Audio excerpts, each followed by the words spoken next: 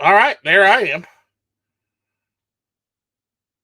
All right, what's going on? I forgot how to do this for a second, guys. What's going on? This is Zoo with Flipping the Swit. Give me 1 second here while we actually get the fucking stream going here.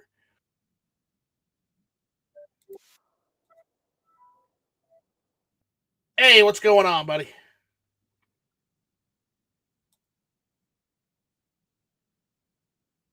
That's so bizarre. Okay, let's take this out here. Guys, I forgot how to do this shit. It's been so long. What's going on, guys? Give me 1 second here while we get this present. Share screen. Discord. There we are. Okay. So hope everybody's doing well.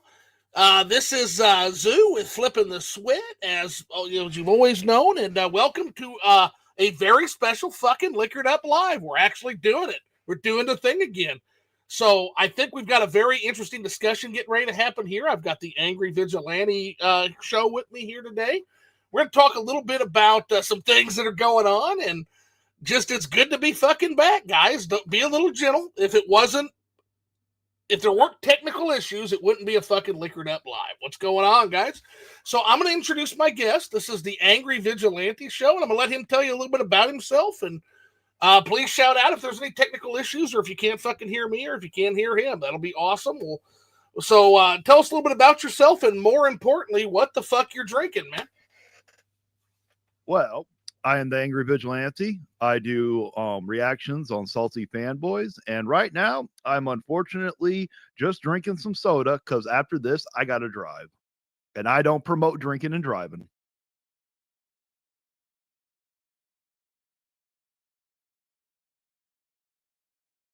Can you hear me?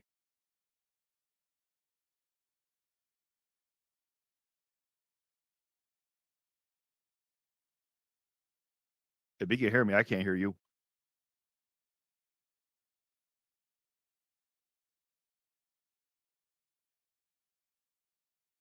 And I'm muted again. What the fuck is going on with this goddamn microphone? Anyway, it was showing me muted. But anyway, what I was telling you guys is, Hello? yep, go. Can you hear me? And he's gone now. Oh my god. Okay. All right. Not sure what's going on with this microphone, but it's being fucking crazy. But that's Discord. Shake my head, as Monato Mario said. Were you guys able to hear me? Oh, you just cut out again, I think.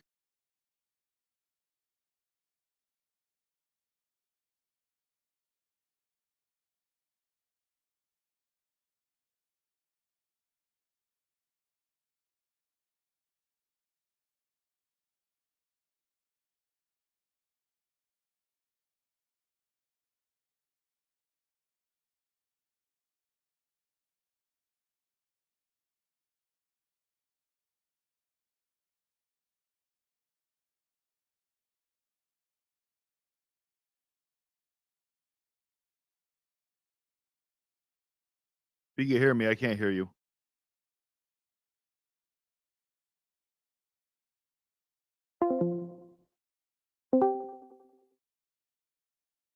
Yeah, I can hear you. I don't know.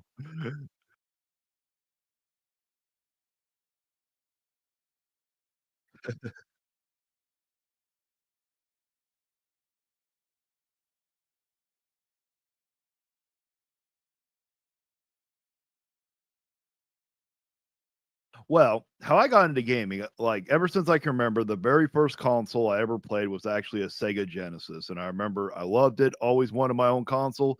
And I remember one year for Christmas, don't remember what age I was, but for Christmas I got a Super Nintendo. And I remember there was 3 games I got with it: Donkey Kong Country 2, a wrestling game, and Yoshi Island. And I was ever since then I've always been in love with video games. I still think that the greatest game on the Super Nintendo is the Yoshi Island game.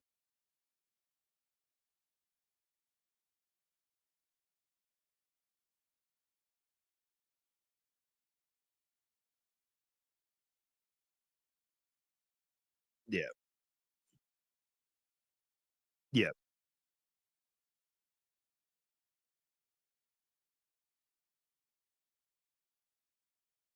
Yeah.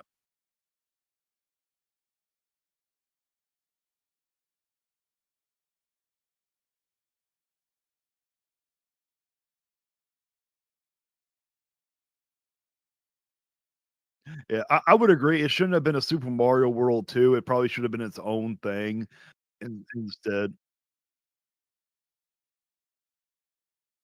Yeah, I want a remake so bad. Mm, get you.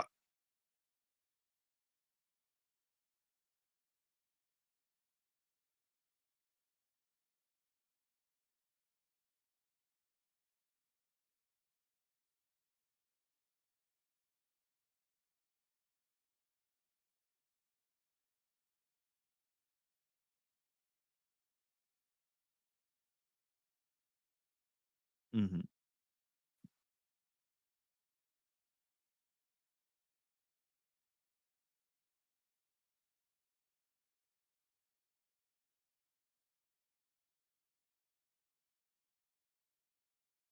Yeah.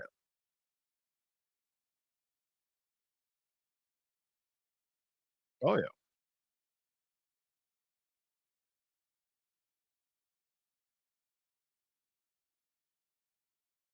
Yeah. Yeah. NES was a little before my time. I was born in '89, so.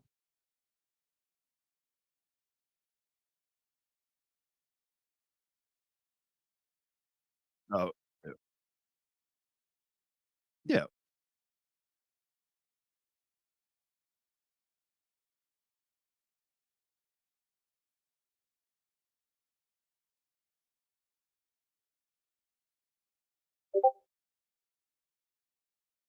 Oh, I know. Exactly.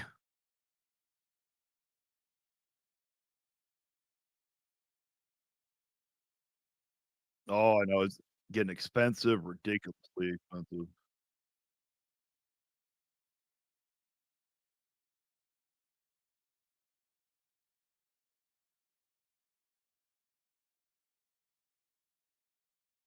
I'm unmuted now. Okay.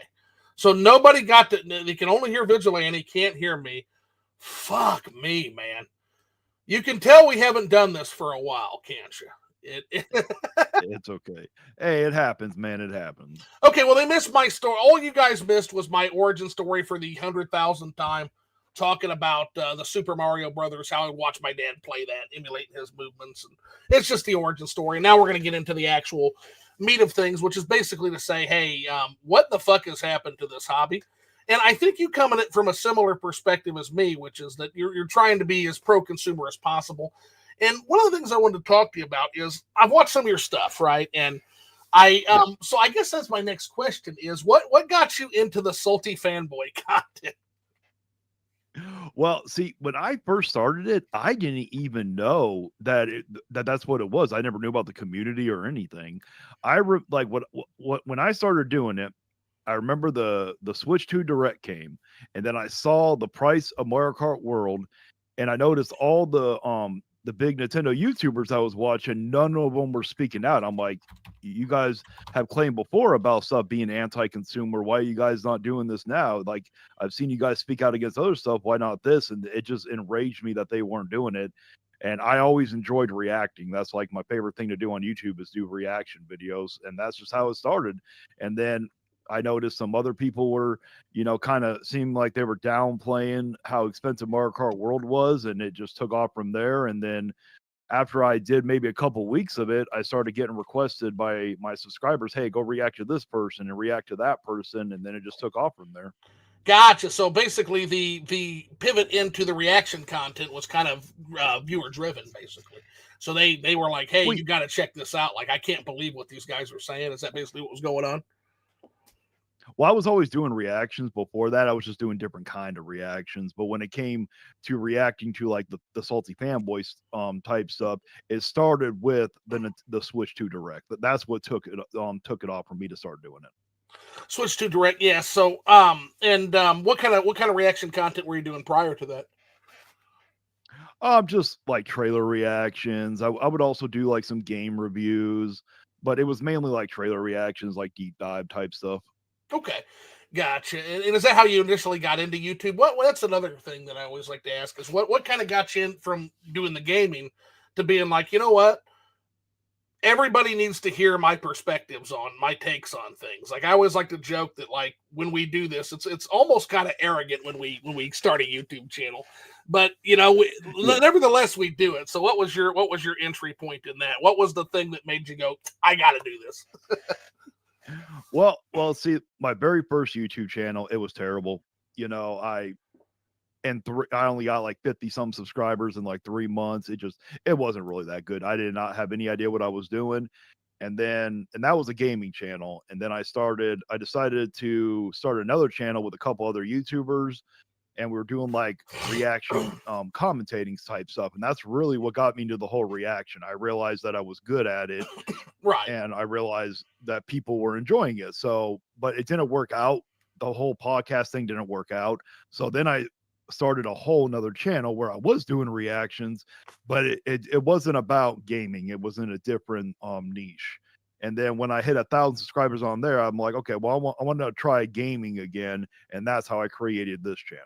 Now, my other channel, it's a dead channel. I received over 100 and something copyright claims, which was BS. And, and like that's time for another story, but that right. was No, that's the bane of any small channel's existence. They'll fucking crush you with that, man. Oh yeah. I didn't get no copyright strikes. It was just, I got copyright claims to where they were like, oh, you can continue reacting to my stuff, but I want your revenue. And I'm like, yeah, that's not going to happen. So that kind of gets us to where I kind of come in at, because I kind of really clued in on your stuff with the recent debate you had. I think his name was Shadow Fox, right? And yeah, Shadow Fox Infinite. I struggled through that fucking train wreck, kind of like we were having earlier on this stream. So by the way, and it's someone says in the chat that like, oh, is this just me, or is this an Angry Vigilante gaming thing? No, it's not. This is entirely my fault. So, which means I should be admonished, because I talked a lot of shit in that debate. As far as saying, man, let me on there, somebody who doesn't have these fucking audio issues. And turns out I probably would have had a lot of fucking audio issues if I were on there from the looks of this fucking thing so far. But anyway, the main thing I wanted to talk about, actually, why I had you on, is I agree with a lot of your stuff directionally, but I do think that a lot of your takes tend to fall into things that are easy to attack or dismiss, right? And so I kind of wanted to discuss, like, when you're attempting to give a critique of the gaming industry, when you settle on, for example, I think you go after fanboys, or you go after things like that, go after pricing, things of that nature. Why is it that you do that rather than go after, like, for example, things such as the fact that this is, to me, a very un-Nintendo way to act in some circumstances, in terms of, and I don't mean by pricing, because I can already see people in the chat be like, well, what are you talking about? Pricing's going up. It's not just Nintendo. I'm not talking about that, guys. What I'm talking about is the trend that gets away from Iwata's vision of the Nintendo Switch and the Nintendo console being a disruptive, innovating device, a device that is blue ocean and expands gaming's audience. That is something that only Nintendo was interested in doing. And the fact that they're no longer doing that, to me, is actually the most disturbing thing of all. It just seems like this is a sustaining innovation that's going with, more graphics, more power, catering to the third-party cartel. And to me, again, I directionally, I agree that there are issues with the console. I just see different issues than maybe you see. Could you elaborate a little bit on what your specific issues with Nintendo are? Well, right now, my specific issues is definitely the overprice, of certain games like Mario Kart World. That's number one. The console itself, I don't really have a problem with the console itself. I didn't really like how Japan was getting a cheaper one, but Sure. I'm pretty much over that. It is what it is. There's nothing we can do about it now. But I think that the console itself is fairly priced. I would have preferred to see it at 400, but at 450, it's not too bad. But mainly, my hugest problem with them is the price of the game. I don't like how they can ban your account, or ban your Switch. I mean, I really don't like that. And what are some of the others? So yeah, pretty much them two right now that I can think of. Gotcha. Okay. And again, I don't necessarily disagree that the price on the Switch 2 is fair for what's in the box. You're getting a lot of tech in that fucking box. In fact, I suspect it's probably being sold for a loss. Again, very un-Nintendo, by the way, that.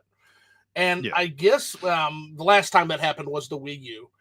And not that I think this is going to be a Wii U style performance. I've said very often I feel like this is going to be an NES to SNES decline for Nintendo, basically, Yeah. which still could be very profitable. I don't think Nintendo is doomed by any nature, so please don't think I'm saying that, chat. What I'm saying though is this is a decline that's going. This is not a product that I feel like is going to grow and expand the audience of gaming, which means it's going to follow the macroeconomic trends, and the macroeconomic trends are shit right now. That's the danger of pursuing the red ocean, right? The red ocean is a finite group of hardcore gamer freaks that you're fighting over. And Nintendo has basically joined the battle, if you want to use a Smash Brothers term, over these hardcore gamers. Now, again, that's kind of the thing here, and I see in the comment section, Minato is mentioning that, remember, Switch 1 was also criticized in its $299 price. Yeah, but you'll notice that there was 100% less defensiveness, Minato Mario, with the Switch. And that's the other thing. I got to tell you, I never saw this level of defensiveness with the Switch 1. And the reason why is because I didn't have to defend the Switch 1. There was nothing to defend. The console stood for itself. You didn't see anywhere near the defensiveness on the Switch 1 that you saw on the Switch 2. You just didn't, man. And in terms of Iwata's vision, Minato Mario says Iwata's vision.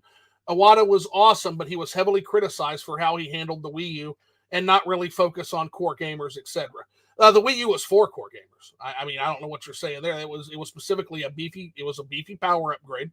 It had a ton of third-party support at very first, until of course it didn't, because that's what third parties do. They roach out at the first sign of trouble.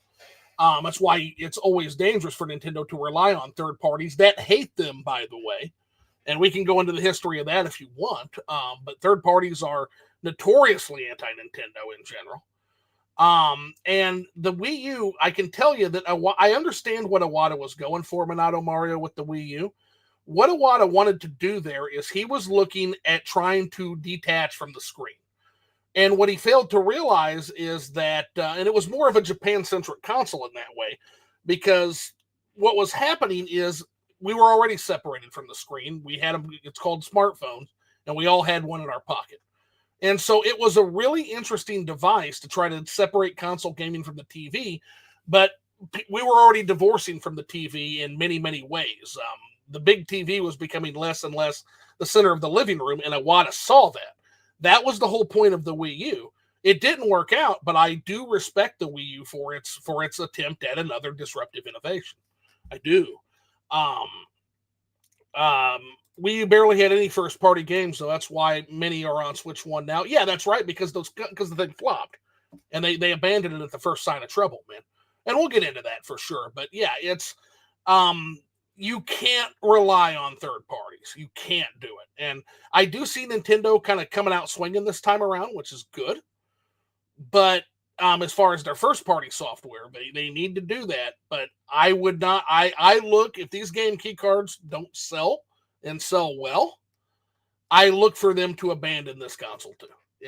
They're looking for Minato Mario, if you don't believe nothing else I say, believe me when I say I've looked at the history of third parties. They are looking for any fucking excuse to abandon Nintendo. I promise you. I promise you that. But anyway, sorry. Yeah, that was me just discussing with one of my chatters. But what do you think of that? What's kind of your opinion on that, man? Okay, so when it came to the Wii U, I never actually played the Wii U. I didn't really like the Wii itself. I'm just not a hand motion control type person. Oh, I get it. Yeah. I love the GameCube, love the N64, Super Nintendo, the Switch, loved it. And then when I saw the Wii U, I didn't realize at first it was a brand new console. I honestly thought it was a accessory to the Wii. Very common attitude. Yeah, it was very poorly marketed. Yeah. Oh yeah. So, and then when it comes to the whole third party thing, yeah, they will dip out at the first sign of trouble. but the unfortunate part is I think the third party, they just have way too high of expectations sometimes. Like when you look back on the Switch One, you saw all those amazing first party titles, how many they sold. Unfortunately, people can only afford so many games. People got to be more Yeah. real, like companies got to be more realistic. Like when you look at the Switch One and how many of those first party games sold, if third party think they're going to come in and they're going to sell those exact numbers, they got to be more realistic here. It's like people can only afford so many games at once. Oh, 100%. We're running into that right now with what's going on with Microsoft and their layoffs. And, we're running into that, Yeah. which is that there's only a finite amount of dollars. This is the danger of the red ocean.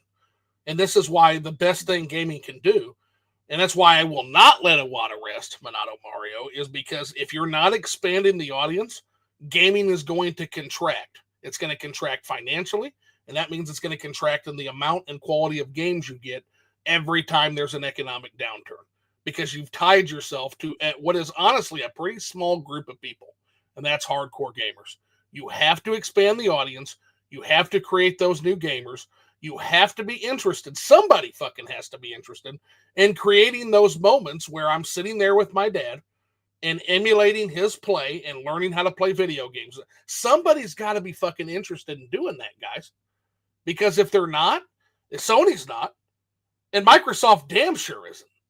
So really all we have is Nintendo. And if Nintendo's not interested in doing that anymore, we're in a lot of trouble. That's all I'm trying to say. And to me, that's the attack vector. The attack vector is I want the company that did the Wii, and I love the Wii. I actually left console gaming after the Super Nintendo. I played a little bit on the Nintendo 64, but it was hit or miss. I was already drifting toward PC gaming at that point. Didn't come back till the Wii. Ran away from the Wii U. Ran away from the GameCube. Ran away from the Wii U. Came back for the Switch, and now I'm not necessarily running away from the Switch 2, but it sure as fuck doesn't have my attention yet, right? Yeah.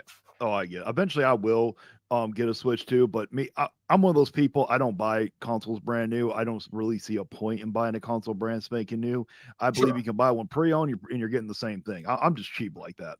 So me, I'll do it. It's just a matter of, do you have the game or games I want? So for this system, usually I need 6. With the Switch 2, I need 12. I need 12 games. I need 6 that I would buy a system for, and I need 6 games that I'll buy once I have the system, but wouldn't buy hardware for. Right now, it's got, I think, 3. Right. It had 3. It's got 2 now because it's Mario Kart World got crossed off for a couple of reasons, and we can get into Mario Kart World. I think that's one of the things we're going to talk about. I'm still hopeful for it. I think Donkey Kong looks generational though. And so Donkey Kong definitely has my attention if it can fulfill its very lofty promises that I'm looking at. Because holy shit, did you see the 8-minute trailer on Donkey Kong Bonanza? Did you see that trailer yet? Was that in the direct or is that another trailer? No, that's a new one. It's really, really good, man. It's got about 8 minutes of gameplay and presentation. And I'm telling you, man, I was somebody who was really cold toward the Switch 2. I still am. But looking at that game, I'm like, wow, this might actually be one of those games. It might actually go from being that I'll buy it when I get the console to I would buy a console for this. I got to see it in action first. I'm not gonna slob its knob over a trailer or a demo like some people do, right? Oh, I know. No, I did see the direct, and yeah, it looked amazing. It got me excited for it.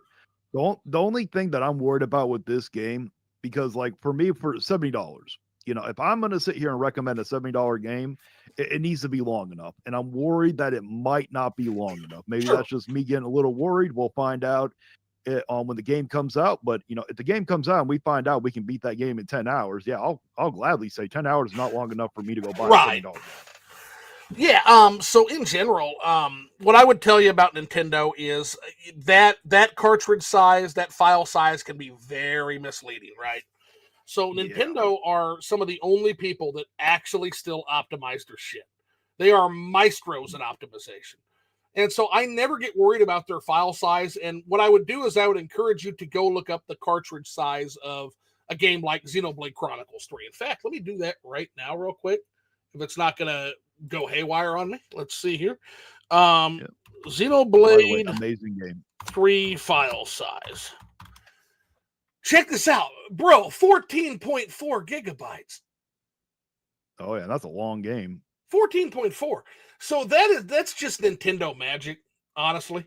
Yeah. I don't think there's a fear there. The only fear is it might be a little short in the tooth because it is a platformer.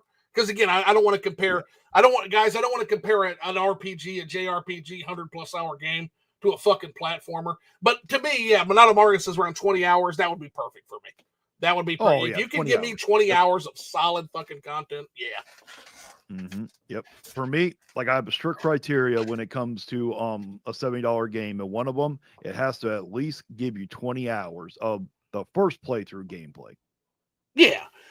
And again, I remember paying, so I'm not quite that way, and the reason for that is I remember paying it was like $80 in 1994 for what was it, Final Fantasy 6, Final Fantasy 3 at the time, but because we didn't get some of the Japanese ones at that time, so it was 3 at the time, and that game was $80. So if you calculate the inflation, it's like $130, $140 fucking game.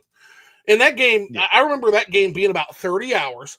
And I remember thinking to myself, that is about as long as a game ever needs to fucking be. Anything longer than that, and you're starting to not respect my time. And I'm old and I'm working now. I'm in business, and I'll tell you, time is very precious to me. And the last thing I want is for a video game to waste my fucking time. Like if you're gonna put me in like hamster wheel shit, if you're gonna put me through unlockathons, like I don't give a shit about any of that. I would much rather have the time back. So as long as that gameplay loop is compelling and you can get me, like you said, a good 20 hours, 20, 30 hours, that's the sweet spot to me. I love that sweet spot of like right there. Oh, and what I mean by 20 hours, I'm talking about like quality, stuff. I'm not talking about level padding and fetch quests and those kind of stuff. Right. Now, in terms of Mario Kart World, I started out really, really strong on Mario Kart World. I saw that and I'm like, holy shit, this is kind of the kick in the ass that Mario Kart needs. And then I started hearing about people playing it. I started hearing about how with 24 players, all you do is get hit by items and you can't really race. And I kept hearing about the straight race ways. And now they took away the ability to do the circuit races. And the more I hear about this game, the more cold water is getting thrown on the game to the point where it's basically been demoted to a game I might buy the system. A game I might buy when I get the system, but it's no longer a system seller to me. Now, a lot of that can be patched out, right? And a lot of it can't. Yeah.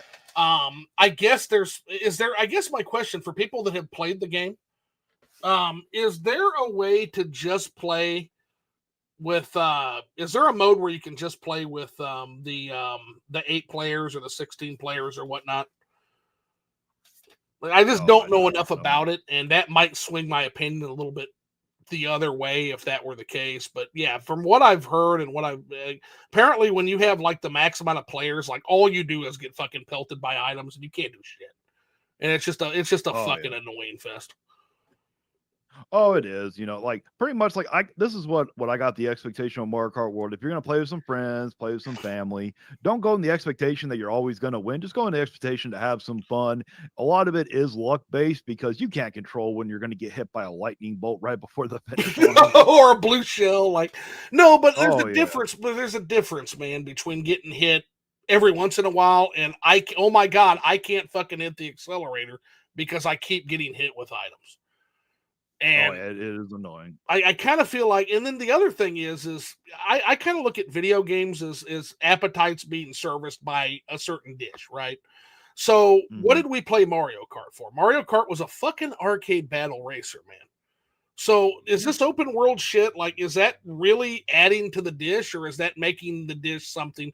In a way, it kind of reminds me of the GameCube days and what I couldn't fucking stand about the GameCube, which is the ghastly Buffalo Bill reskinning of franchises where it's like, oh, we have an idea. Let's jam that idea into Mario Kart. And instead of just giving the fans the expectation of, hey, here's a really solid arcade battle racer. I could be completely fucking ignorant on that. I've not played the game. So there's that, right? But It's you should see DS play. You should see DSP play Mario Kart World. His reactions are hilarious. Oh my fucking god! Oh, I can Yeah, imagine. but DSP is a train wreck. You want to talk about? Oh, By the way, Vigilante, you want to talk about reaction content? Way back in the day, I actually had a react channel to it's one of my old projects to Darkside Phil, and that was back yeah. when he was just getting started, and it was so fun. I would actually sometimes pull as many or more as he was pulling, just making fun. It was like a shit on Phil channel, and it was really fun. That was back when I used to do that kind of content, and that's an old Oh, dead I get it. project. But you need to check out Darkside Phil if you haven't already. That's a fucking rabbit hole, man. I will. I just recently found out about him, so I'll Oh definitely my check him out. god! The thing is, like, there are so many people like him. I can't react to everybody, No, unfortunately. make So, sure he's one of them. Make sure he's one of yeah. them. Oh yeah. Yeah. Like, I don't know if you know of Reforged Gaming. A lot of people try to like. Some people have tried to tell me I've tried to react to him, but I just find him too boring. Oh, okay. Yeah, Unfortunately. you won't have that problem with Phil. I watched Phil. I watched an actual human being cook bacon and then walk a hot pan full of bacon grease to the toilet and flush the grease down the fucking toilet. Oh, that's what he did. Yeah, that's what he did. That's Oh wow. you will never have the guy is, and it's not, he's not even trying to mine for content doing this stupid shit. He's just that fucking stupid, man. Oh, okay. I'll definitely look into him. I You know, remember but sitting there and just dying laughing while I sat there and fucking smoked a cigar and just laughed my ass off at this dumb motherfucker, this dumb as pig shit dude, like literally ruining his plumbing for an eternity. oh, It, oh wow. Yeah. it, But back to Mario Kart World. oh When it yeah, comes to the open world, I think that to me, I think Nintendo dropped the ball with the whole open world okay, thing. Because when I was playing the game, you don't actually need to do the open world part unless you want to do all those P switches. And at first they're fun, but to me they just get repetitive after a while, and there's no real incentive outside of being fun to really do them. Like, yeah, you unlock some stickers, but it just when you unlock those stickers, to me, it's just useless. I don't really care about the stickers, so I did a few of the P switches, and I'm like, okay, I'm getting bored of the P switches. So to yeah. me, there's so many of them. There's just way too many. Like what I think that they should have done was just not do the open world thing, because when it comes to a racing game, the open world has to tie in with the game. When it comes to a racing game, and to me, it doesn't really do that. You can just skip it all. You just do the Sure. Grand Prix, the knockout tours, and that's about it. What I think they should have done instead of the P switches and the open world was just do missions in each individual race. You unlock something if you do a certain thing. I think that would have been far better I and was unlock I think they I was hoping for a story mode, kind of like Diddy Kong oh, so Racing. was I. Oh yeah, they heavily need for an $80 price point. To me, there's no excuse why they didn't have a story mode. That's just ridiculous. If Super Smash Bros. Ultimate could have done a story mode, I think they could have done a story mode too. Big missed opportunity, I feel like. But Oh yeah. let's see. Let's go ahead and get caught up on comments as we read all the comments here. So Engraved Ring of Healing says, "Hell's yeah." Says, "Looking forward to this. I was down in the dumps today. Good timing." Well, that's good to hear, Engraved. Good to see you here, man. Master Nathan says, "Sobriety, Swit." Fuck sobriety. We don't do that. This is Liquored Up Live, man. We don't do that. Angry Vigilante might do that, but I'm not doing that. I'm not against alcohol. I got to drive after this. I don't promote drinking and driving here. I don't promote drinking and drink. Don't do that, chat. Big mistake. Ugh, Trust me. Now, ugh. Minato Mario says, "Oh wow, he actually came to your stream." LOL. Yeah. And I guess we should tell how we kind of hooked up. You had done a video. It was a reaction stream, and you just mentioned that I had mentioned some of the critiques, and you're like, "Hey, if you want to talk, we're absolutely down." And me being, always down to talk, I'm like, "Yeah, hey, hit me up, we'll talk." And so here we are. So yeah, he's a straight stand-up guy. Came right on. Let's see here. We've got Engraved Ring of Healing says no Sujama for sober Swits.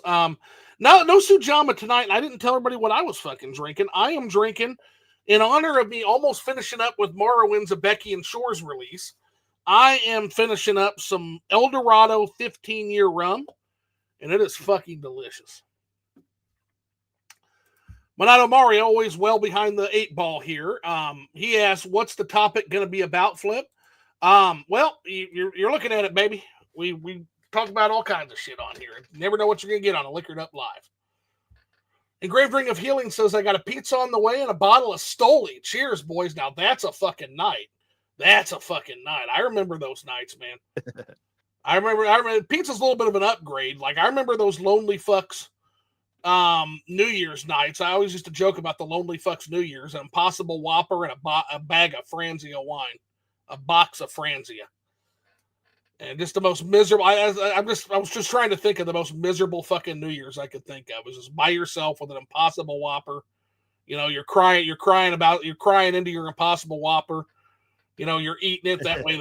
The whatever is in those fucking Impossible Whoppers can give you a big case of tits. You're drinking your Franzia boxed wine. Like, what a fun evening that is. And it's actually, when I play games, I play under the Liquored Up Lonely tag, and it's sort of like a dude crying with a box of Franzia and an Impossible Whopper. So, fun stuff. Monado Mario says, salty fanboy, sure, LOL. And then, any reaction to that, Vigilante? Hey, I know exactly who that is. Oh yeah, I think he's secretly a fan of my channel. He just doesn't want to admit it. But, okay. Hey, you know what? If you go and watch my content, there is one specific person, and there is no way no one can deny that he is a salty fanboy. Is it all right if I say his name? If you want, I mean, I don't care. Yeah. If anybody's ever seen Harmon Smith, there's no way that someone can say he is not a salty fanboy. Dude, Harmon Smith is one of the other ways I got pegged onto your content, man. Dude, that guy is, so there's fanboys and then there is delusional. Yes. That dude is incredible. Incredible. Oh, yes, he is. I've had my own run-ins with Harmon Smith, and yeah, that guy is man. I got a special video coming out. And Harmon, since you were directly mentioned by both of us, if you ever want to come on the show and talk, I think that would be fucking spectacular, my dude. I would love to have you on. I'm dead serious. Let's see. That's Discord. Shake my head. I think it's just Discord being wacko. No, it's me. I got a new mic and it has different rules apparently than the headset has, and I was fucking up. So that's entirely my fault. Like, I figured it out though. Engraved Ring of Healing says, I blame Todd Howard. Yeah, we're gonna blame little Todd Howard for everything. Todd Howard influenced Nintendo. Todd Howard with his all 4'1" of him, right? Like, Todd Howard's a little guy that likes to tell tall tales. He just influences everybody, damn it. He's a meme around here. he's the guy that runs Bethesda. Monado Mario says, I can hear AVS but not Flip, which we got to. Keithius says, got to work out the testicle difficulties, Keithius said. Hey, we're always working on that. Yeah, Monado Mario says, you be the host now, AVS, LOL, just kidding. Can't hear Flip. SNES Classic. Engraved says Yoshi's Island, still one of my faves. Monado says, I played Yoshi's Island on SNES too. I think it's fine, but Kirby and Fire Emblem are better. You played Fire Emblem on the SNES back in the day? You got to tell me what your hookup is, man. Genealogy of the Holy War wasn't even out yet. Not here. Oh, man, I didn't even know they had Fire Emblem back then. Yes, yeah, they got Genealogy of the Holy War, one of the best fucking Fire Emblems ever made. But you have to import it, and you have to get like a reproduction card, basically. Oh, okay. It's a great time, though. You definitely, if they don't end up remaking it, which the rumor is they're remaking it for Switch, it was. I'll be so sad if it's a Switch 2 exclusive. I'll be so fucking pissed off. That'll definitely check a box, though. Still no sounds from Switch. Still can't hear you, Flip. Brooks says none of us can hear Zoo. We only hear Vigilante. You're still muted, Swit. Zoo can't hear you. F Discord. Nah, it's all my stupid ass. Sounded like a great convo. We just lost half of it, LOL.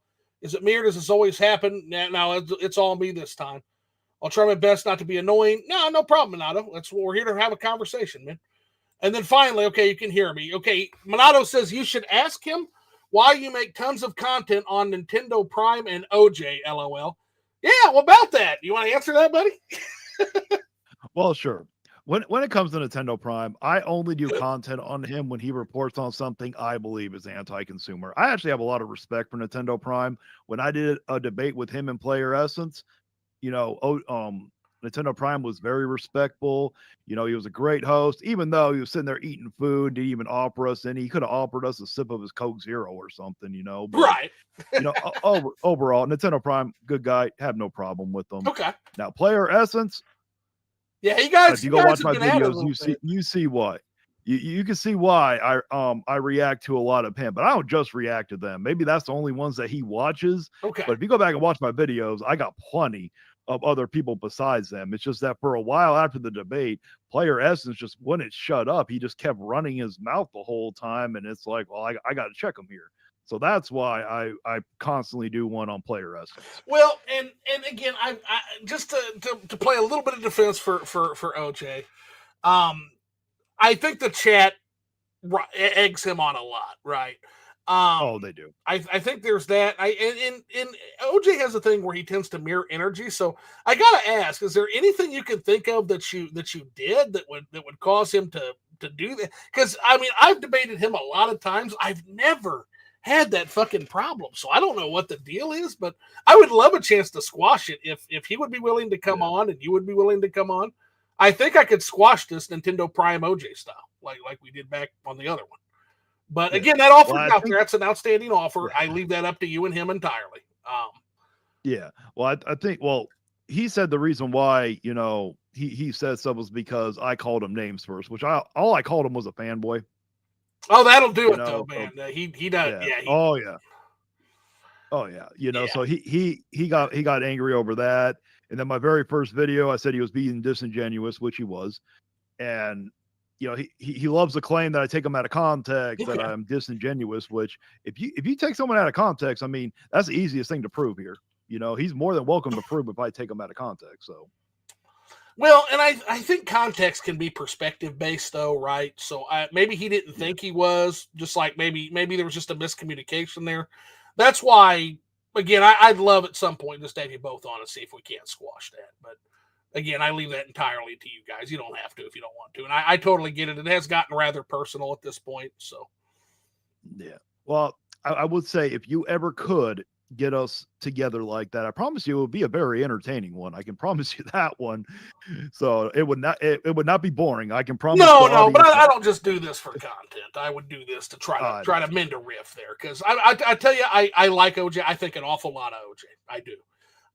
And based on my conversation with you, I think you're a pretty swell guy too. So I'm wondering what the fucking disconnect here is, right? Because I really think the world of him, and you seem pretty swell. So what is going on, and what can we do to fix this, if possible? Sometimes personalities just don't mesh, though, right, man? Some people are like instruments in that way, unique formations, and sometimes some instrument songs resonate with other instruments, and some are discordant.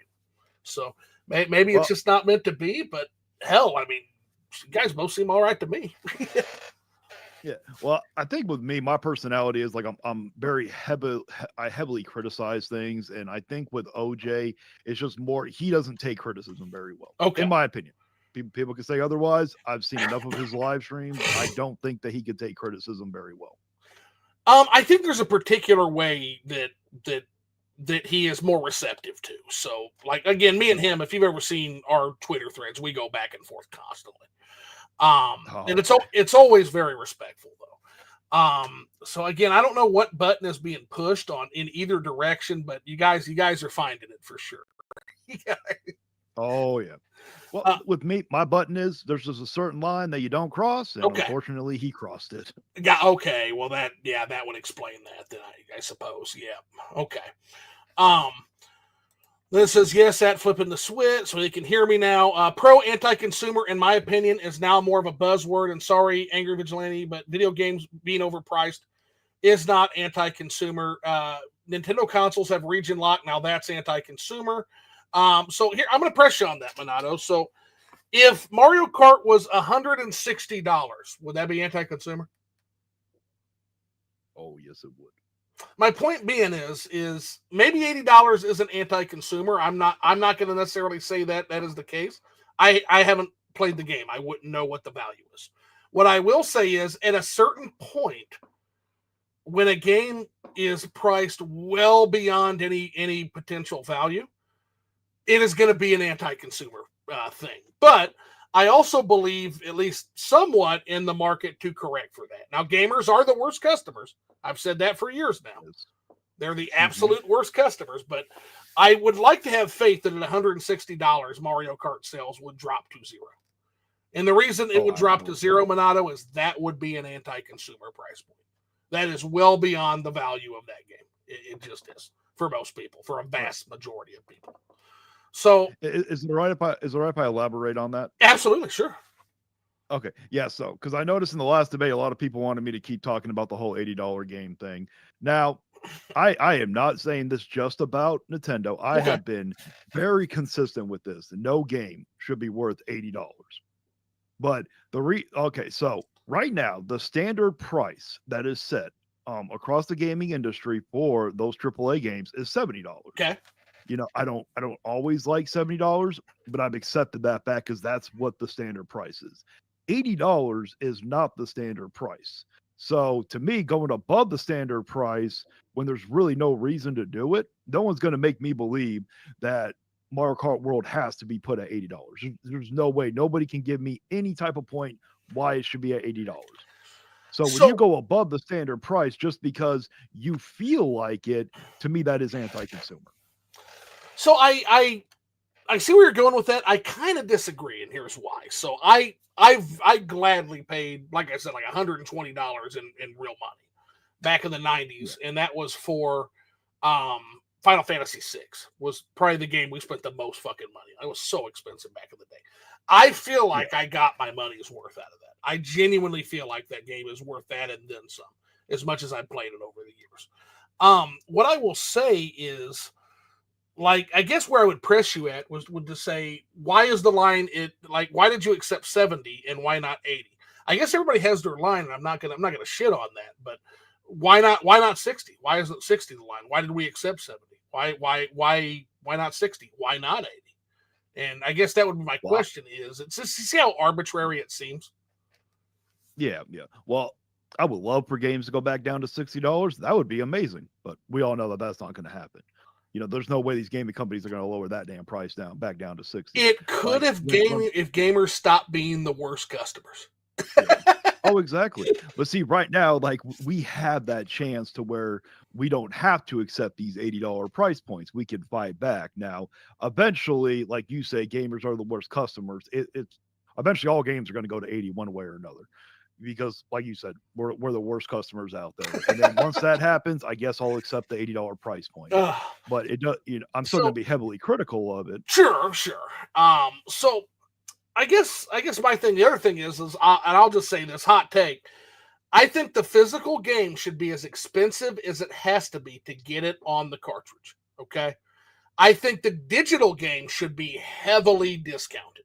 And we're not getting either of those. We're getting pricing that is at a certain point that doesn't matter about the game's content. And then the digital game is the same fucking price. And there's no production costs. And as somebody who's in an industry that I'm an executive in an industry that has production costs, it drives me fucking nuts that video game companies get away with keeping their digital games that expensive on consoles. It is fucking crazy to me.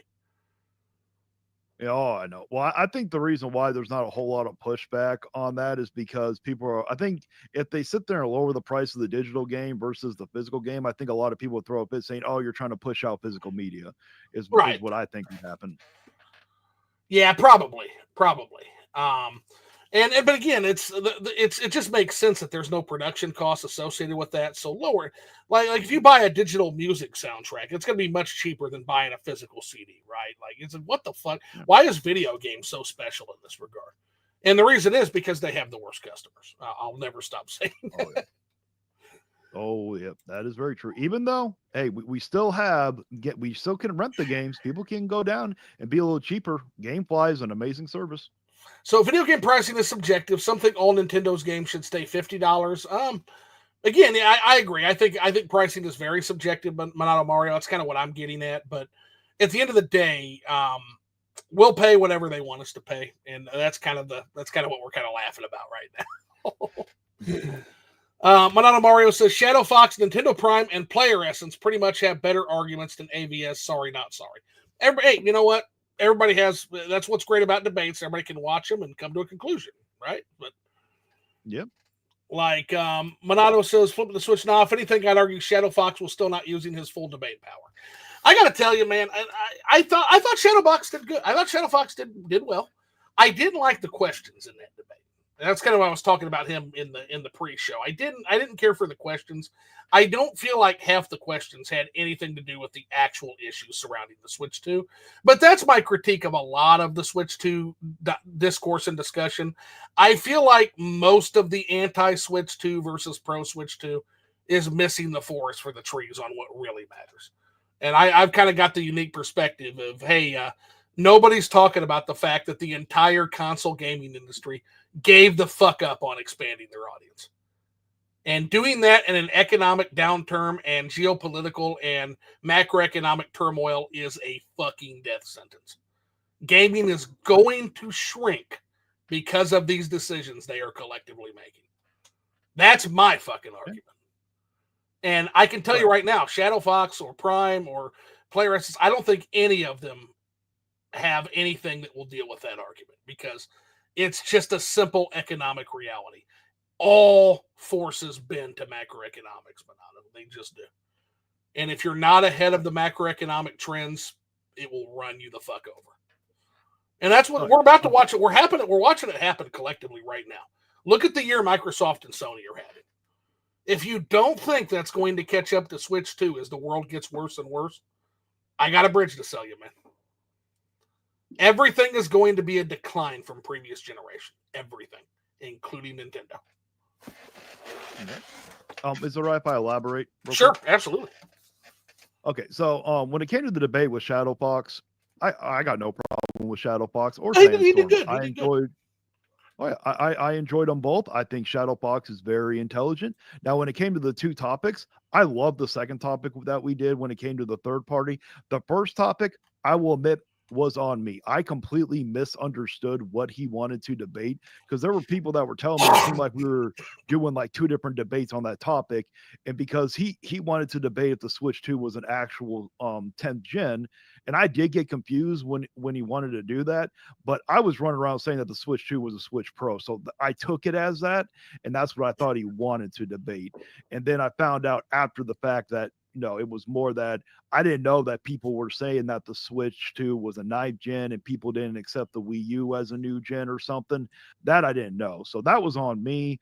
I give the W to Shadow Fox for the first topic because I didn't ask him to elaborate what he wanted to. And unfortunately, I made us both look bad for not doing Sure. that. Well, I'll tell you what my answer would have been to that. If you ever get that answer again, I strongly advise this answer because that whole fucking thing was irrelevant. And that's don't care. Next question. Yeah, well, Don't care. I wouldn't have agreed to that. I wouldn't have agreed to that topic because I agreed with them. You know, that don't Switch 2 was care. the 10th gen, you know. Don't care what gen you consider the Switch 2. Don't care. Yeah. I literally don't give a fuck. I get it. Like, can we please talk about like the Switch 2? Yeah, that's what I would have said anyway. But at that point I would have been a drunk asshole.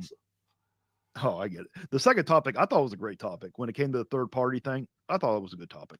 Yeah. Oh, yeah. Third party topic was great. Yeah. Iwata's vision. Iwata was we already did that. So, okay. So Angry Vigilante show. Can we talk about Japan sales now since Switch 2 is now breaking records everywhere? Let's wait till July. That's what I tell the anti-Switch 2 people. That's what I tell the pro Switch 2 people. We are still in the demand phase, man. We have not met the demand phase yet, which is good. That means a lot of fucking people want to Switch 2 in the demand phase. That means there's a lot of early adopters. Early adopters don't make a system successful. They don't. Early adopters set a standard for the system. They set that lower floor threshold, but they don't make a system successful. You have to be able to sell outside the demand period. Basically, what I'm telling you, man, is when the systems start to sit on the shelves and you start to be able to readily buy a Nintendo Switch 2, that is when I will start to look at what they're selling week to week and month to month. Yeah. Okay, but hold on, flip and switch. The person who asked that, you got to get some context into it. You got a lot of people from your Player Essence community here. Yeah, like I said, there's some he's- crossover there because I'm tight. Oh yeah. with them. Me and OJ, we go back. Oh yeah. I get it. But the reason why that person asked you was in my very first video, Player Essence was being disingenuous when it came to the sales. Someone sat there and said, "Hey, the Switch 2 isn't going to sell well." And he's like, "Oh, well, we'll see. We'll just look at the pre-orders, look at Japan alone," when we all knew that Japan was getting a cheaper console for like almost a third. Sure. So that's what he's referring to. Oh, okay. Well, my response is I don't care. Let's wait till spring 2026. Yeah. Don't care right now. There you go. I'm glad the Switch 2 had a record-breaking. I'm glad that the Switch 2, with population growth, was the fastest-selling console. I'm glad it's its fastest-selling console in 2025. Congratulations. I don't care. Let's wait until 2026 to see what's actually going on. Every fucking console is going to be the fastest selling. Every single one. You know why? Because of population growth. Almost every single console will have record sales. Almost every single game in a series, fastest selling. Metroid Prime 3. Metroid Dread. Metroid Dread was the fastest selling Metroid game at first. And then it fell off a cliff. Which sucks because that game fucking deserved to sell more.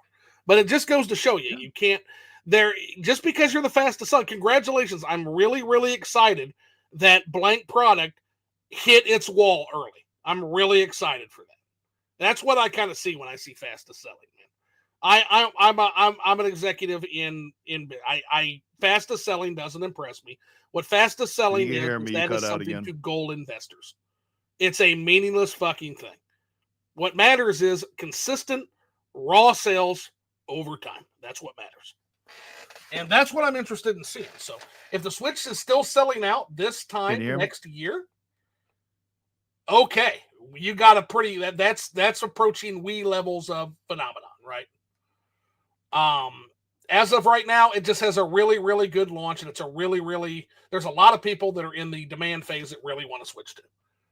Until that's capped and you start to sit on shelves, I don't care. Just so you know, you cut out for quite a bit. Oh, shit. Can you hear me now? Yeah, I can hear you. I don't know if they couldn't hear you, but I couldn't hear you. Fuck, I hope they could hear me because that was fucking good. Anyway, Manado Mario says, remember Switch 1? We already did that. Yeah, we did, and nobody had to defend the Switch 1 because it stood on its own. Now with Switch 1, there was more doom calling. And Switch 2, there's more misinfo. That's why there's so many defense. I never saw it, Manado Mario. I never saw very much doom. So I saw people enjoying Breath of the Wild for the phenomenon that it was. So maybe I just missed it. I'm not saying you're wrong, but I didn't see it. I was too busy enjoying. I didn't feel the need to go defend Nintendo with my Master Sword and my fucking Hylian shield. I didn't feel the need to do that because we were all too busy enjoying Zelda, in the game. So. Wii U barely had many first-party games, though. Yeah, we already dealt with that. Let's see. I get you flipping the Switch, but in my opinion, we really need to let Iwata rest. Never. Never, my friend. No, I will dig Iwata up till the end of time because he was a fucking master brilliant strategist when it came to not only for Nintendo, but for gaming in general. You understand that we don't have gaming as we know it without Iwata because it would have literally fucking, without the Wii, that entire generation was macroeconomic decline. Gaming would have fell so hard on its ass in 2009 had it not been for the Wii and New Super Mario Brothers Wii in particular. Like, oh my God, dude. Like, let's see. Flipping the Switch, it's too early to say, but it was third party that wanted game key cards. But if they use that as an excuse to ditch Switch 2, it's their loss, not Nintendo. No, it will be Nintendo's loss because Nintendo literally built the system in part to attract. Here's the thing, like the market has been overshot for the last decade, Manado Mario. I know you as a gamer don't want to hear that. Gamers think that they speak for society. We don't. Most people don't give a fuck about graphics at this point. It overshot the market a decade ago. This system isn't for us. This system is for developers. That's what all these new systems, PlayStation 5, Xbox Series X, This is for developers so they don't have to optimize. That's literally all the hardware is being used for, which is why there's never any graphical leaps anymore. That's why. So, absolutely disagree. Disagree hard. It will absolutely be Nintendo's loss too. Because they literally, there's no point in the Switch 2. There really is no point if the third parties don't show up. It's a big reason why the Switch 2 is what it is. What a waste of R&D and money if that doesn't happen. Let's see. In Great Ring of Healing, they never did try the Wii U. The Wii was huge from my memory. It was always a big deal at house parties. Oh, the Wii was huge. Yeah, the Wii U not so much. Monado Mario says, I'm not taking away from the Wii. Oh yeah, Wii Sports, just Wii Sports, man. FlippingTheS'Wit, region lock. This is something I never liked past Nintendo consoles. Yeah, Switch got rid of that. Switch moved. That's part of the reason everybody loves the Switch so much. The Switch moved in a very, very pro-consumer direction. The Switch won it. It's part of why we loved it. Engraved Ring of Healing, I feel like the Wii stayed popular throughout Wii U's lifespan also. It did. It sure did, especially in the nursing homes. Pyratosis, sup, everybody. The problem with the Wii is that they abandoned the Wii for the Wii U. They stopped producing software that people wanted on the Wii. They went to the Wii U and they produced software that people didn't want on the Wii U. That's what happened. I started to see the Wii having problems when they released games like Metroid, Mommy Metroid. Like you had fucking Mommy Metroid. You had fucking weirdo fucking flying through the sky Zelda. You had fucking Mario Galaxy 2 that nobody fucking asked for. You had Wii Music. Like, there was a whole bunch of shit that heralded the Wii's demise in the software direction. That if they would have kept making compelling software, the hardware would have kept selling. I stand by that. Monado Mario says Nintendo is expanding the audience with its IP, LOL. That's why you see Nintendo is expanding outside of gaming, like Mario movie. No, that's a good point, Monado Mario. I agree with that.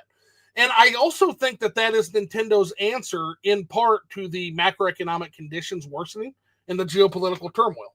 Theme parks. Theme parks are a great way to kind of insulate yourself from that because they typically do well even in depression eras, right? So I agree with that.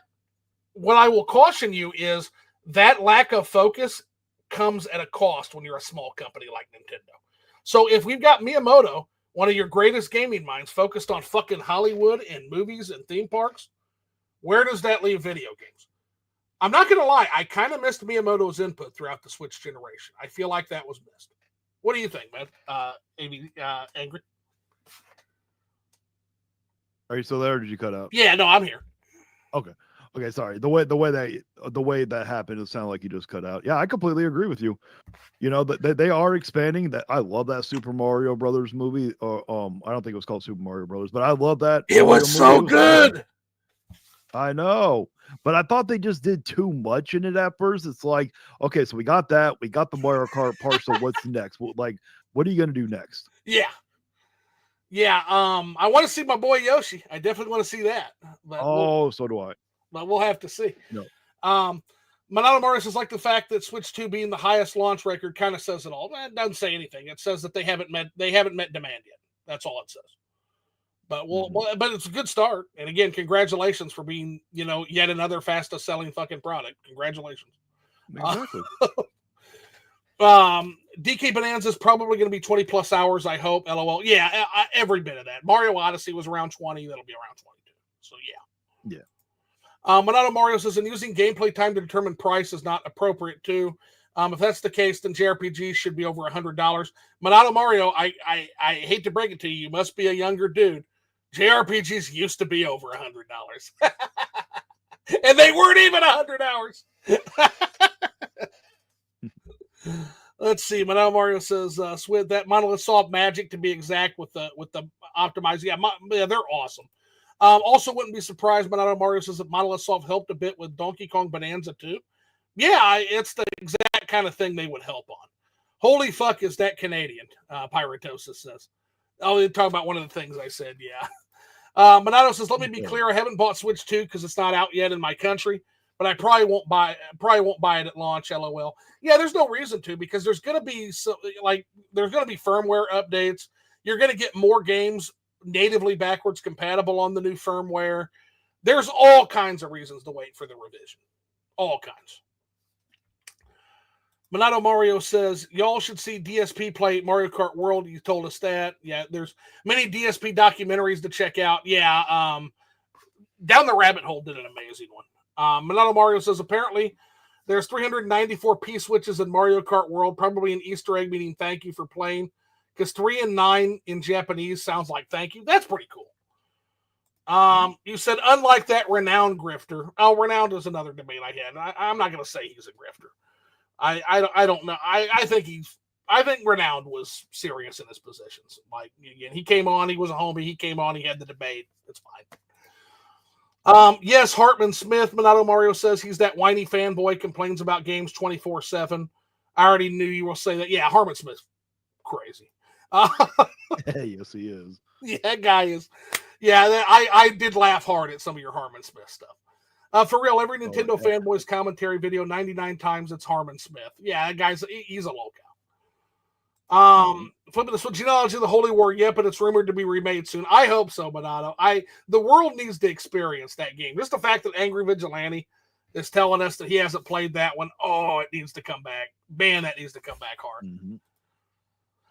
There are a lot of games I missed out on. I was not a rich kid. I was very poor. I used Blockbuster a lot.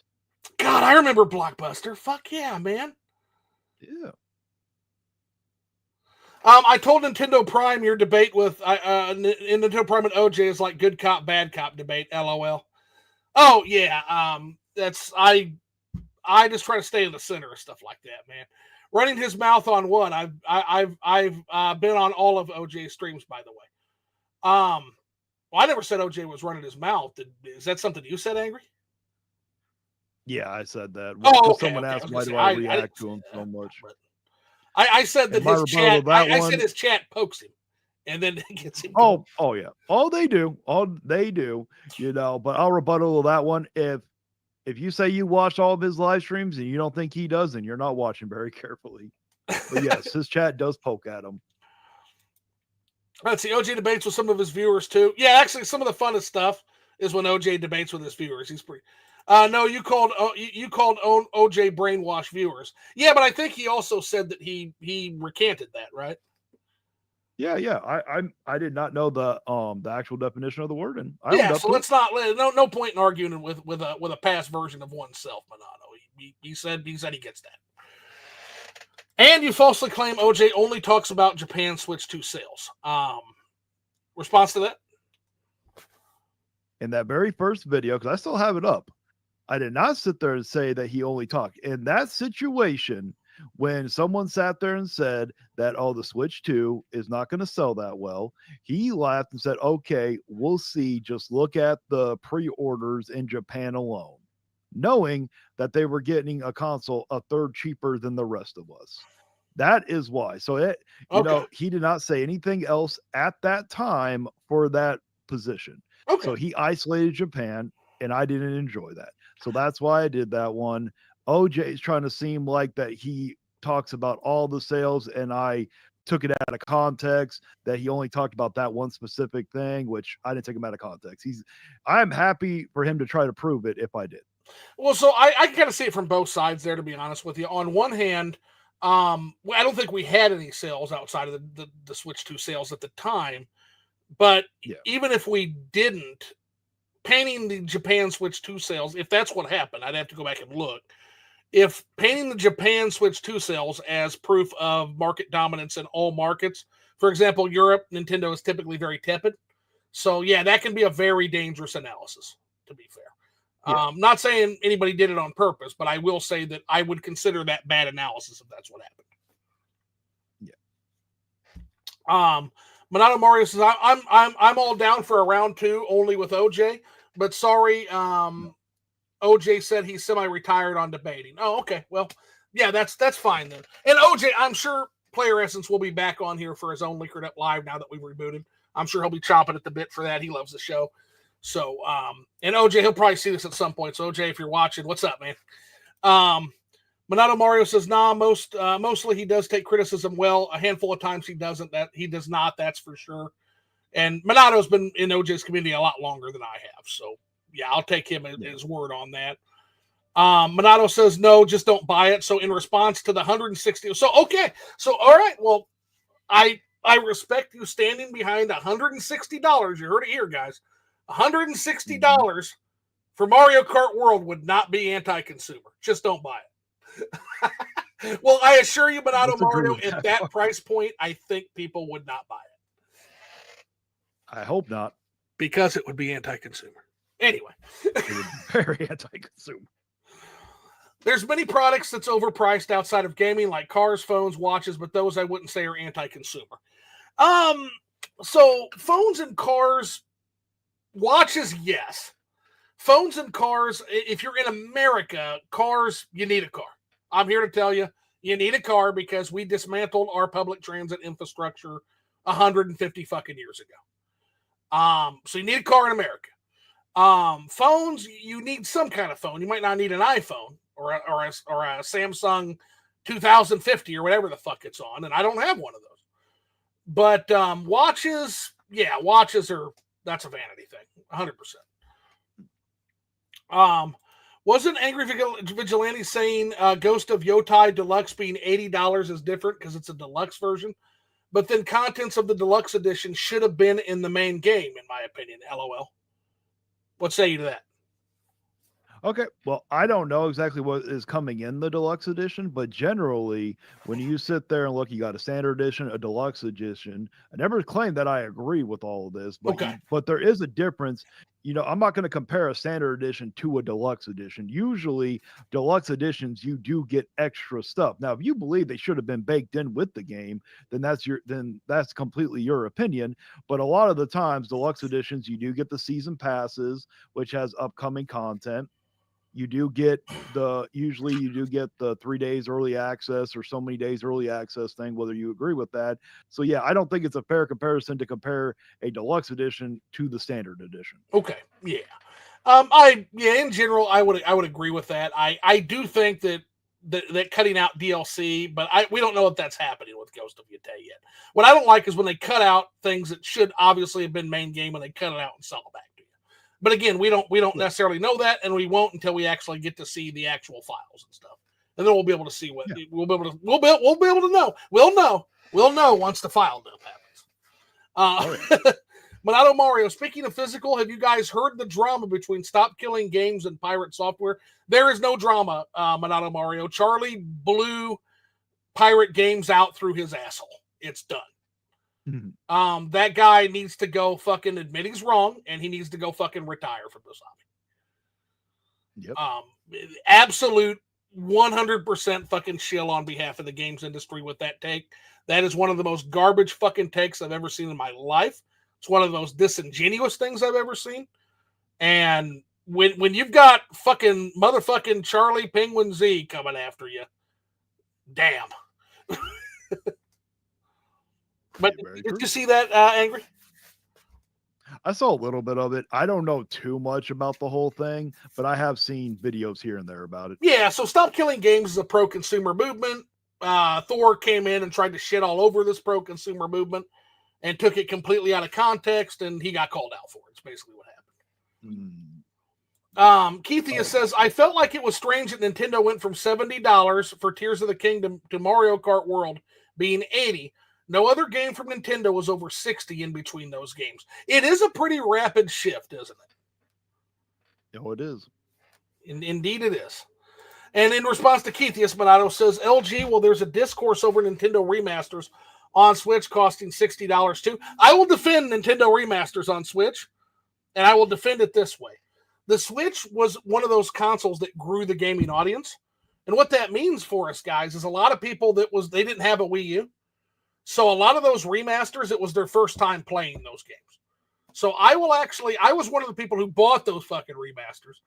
And also there was a value add, there was a value proposition that you could play those games on the go in a way you couldn't before. So there is an added value proposition to every Switch game, and that you can take it on the go. It's a physical game you can take on the go. That's the value proposition. So it's an easy defense to make. Whether people agree or disagree is on them. But Angry, do you agree or disagree with that take? Well, it depends on the game. I always I try to go by a case by case basis. Like with Xenoblade Chronicles X, they did add extra stuff to it that you didn't get previously. I believe they included the DLC with that $60 price point. Now, when we look at Donkey Kong Country Returns, I don't think that game was worth $60. To me, they just reported, didn't really add any stuff to it, and then they slapped the $60 price tag on that one. Yeah, I could see some criticism of that in games like that for sure. Monado Mario says the whole generation talk is meaningless. Yeah, LOL. It's July now. Laugh out loud. Apparently, Switch 2 is already over 5 billion units. LOL. Cool. LOL. Very awesome. LOL. I'm happy for them. LOL. Usually, let me tell you, as a trained hypnotist, Monado Mario, when you use LOL after every sentence, that is a tell of cognitive dissonance. Just so you're aware of that. So that means you're liking something, you're not liking something you're hearing because it's conflicting with what you've already decided and chosen. Switch 2 is still not out yet in my country, Taiwan, by the way. Well, a part of that is usually they like to roll out global releases, but the tariffs are really kind of fucking up that timetable right now. So give it time. It's definitely going to show up in Taiwan, and I would expect it to show up soon. Typically, Taiwan would arrive kind of day and date with either the Chinese rollout or the American rollout. Looks like probably choosing the Chinese rollout at this time. Keithius LG says remasters costing more isn't a good thing unless there's more or new content added. Okay. So Keithius is going to be like hard disagree with me on the remasters, and I get that totally. Again, I never had the Wii U. I never had the GameCube or the N64. So 1,000 Year Door remake to me is a brand new game. So again, I think it's all perspective based, but I totally see where you guys are coming from in terms of, well, what did they really do here? And in fact, I think the 1,000 Year Door runs worse on the Switch than it ran on the GameCube. I think it was 60 frames on the GameCube and 30 on the Switch. So I get it. I get it, man. But in Japan, on my Nintendo, where the international Switch is sold there, many are getting it too, and international Switch 2 is more expensive. Oh, is that the case? I thought that system was like soft region locked unless you knew Japanese. But maybe I'm mistaken. No ever console that breaks records falls off the cliff fast, but we'll see. Google Dreamcast, Monado Mario. Google Dreamcast. Also, just about every console, quote unquote, breaks records from the console before it. There are exceptions. I think the Wii U might have been one, but yeah, it's a pop growth thing, man. There's more people, there should be more sales. That's just generally what happens. And it's all going to depend going forward. If they come out with killer games, it's going to continue. So, well, if they don't come out with good games, then no, it's not going to. 100%. In the end of the day, no matter what the fuck we're on about here, it's all going to come down to the software. It always does. As Yamauchi famously said, the box is the console is just the box you buy to get to Mario. Famous statement. No, before there was definitely many Doom calling on Switch for sure. Okay, and there might have been. I just might have missed it because I wasn't really doing, and maybe it's that I wasn't doing commentary at the time, but I'll look into that. But I didn't see it, man. I genuinely didn't see the Switch Doom cry. Rush Dog says, Liquored Up Live is back. What's everyone drinking? I'm drinking rum, and Angry Vigilante is drinking Pepsi and probably looking toward dinner, guys. So we're going to have to wrap this up soon. We're already a little over. I got my wife looking at me right now. I know we're gonna jam through this next few guys, and then I'll answer any questions if you have to jet, you can jet at any time. But always got to go for now. Anyways, got to go for now. LOL. So Monado Mario's exiting. That's gonna free us up a little bit. Thanks, Monado. Thanks for the candid discussion, man. I always appreciate it. Rush Dog says Phantasy Star 4 was like $110, and it was a 20-hour game worth the two. I love Phantasy Star 4, man. That's another good one. Because we get Japan sales, Monado says faster. That's why we get weekly updates on Famitsu. Very true. I agree. And sellers can refuse to art Mario Kart World 160. That's what MSRP means. That's true. That is a recommended. That's very true. And most people would probably not set it for 160 because then they wouldn't sell the game.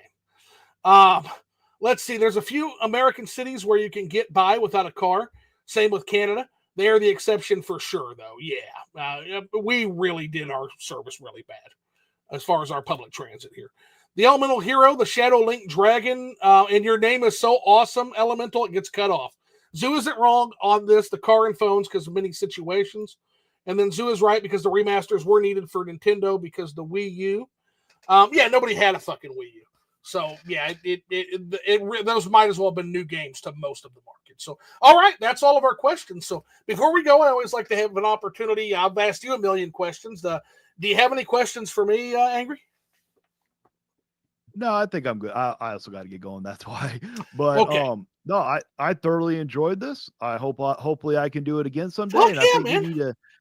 Yeah, I think you need to keep bringing this back, man. Do this a weekly thing or however often you did it before. Just whenever I'd find a guest that I felt like was interested enough to talk to. So, all right, with that said, I got one more question for you then, man. And you kind of half What? answered it, but we always ask this. The Angry Vigilante show, did you have fun? Oh, yes, I had very much fun. Thank All you. right, man. We're going to go ahead and end it there. We're going to wrap up. If you want to stay on with me for just a couple minutes just to do kind of a denouement, we'll do that. We'll be off. But I love you all. Thanks for coming out and making this a fucking bangerang Liquored Up Live. Didn't expect this much traffic after all the time off. But you guys, I love y'all. Get the fuck out of here and go enjoy your fucking 4th of July weekend, man. What are you doing here? What are you doing here? See you later. Yeah.